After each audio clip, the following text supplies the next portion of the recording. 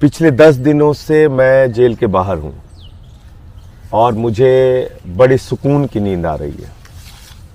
6 महीने मैं जेल में रहा।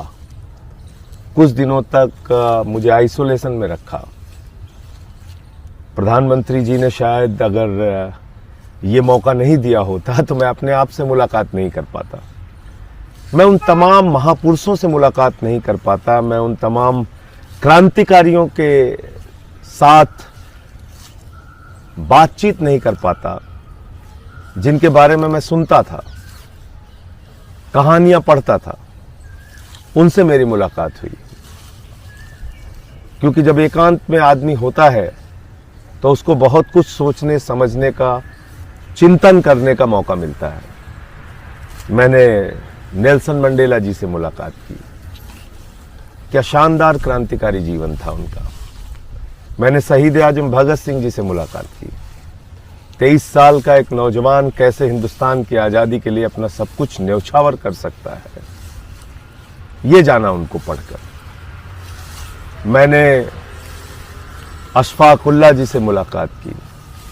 रोशन सिंह, राजेंद्र लहड़ी, राम प्रसाद बिस्मिल, पता नहीं कितने क्रांतिकारी जिनके बारे में पढ़ा, जाना, काला पानी के दस्तावेज पढ़े।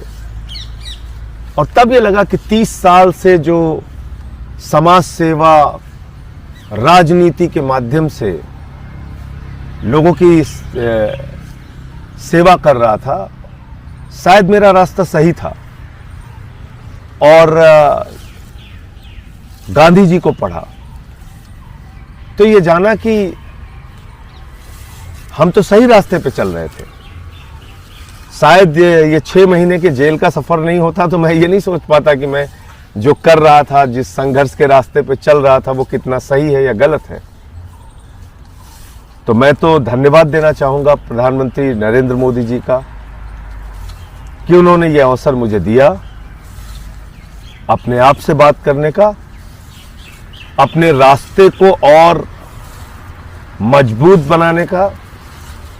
मैं 6 महीने जेल की यात्रा से और तप कर निकला हूं आगे के रास्ते को तैयार करने के लिए, आगे के रास्ते को और मजबूत करने के लिए। और एक बात मैं और कहना चाहता हूं कि हो सकता है कि आज बहुत सारे माध्यम बिक गए हों, लेकिन इतिहास कभी नहीं बिकता। इतिहास में वही दर्ज होता है जो आप करते हैं। क्या सच है, क्या गलत है, ये लोग तय करेंगे। लेकिन किस मंशा से प्रधानमंत्री जी ने मुझे जेल भेजा मैं नहीं जानता, लेकिन उनकी जो भी मंशा रही हो, मैं इतना ही कह सकता हूं कि आपको बहुत बहुत धन्यवाद मोदी जी। आपने 30 साल के मेरे संघर्ष के जीवन को और मजबूत बनाया और ये भरोसा दिलाया कि मैं जो काम कर रहा था वो बिल्कुल सही था और आगे और मजबूती से उसी रास्ते पे बढ़ूंगा।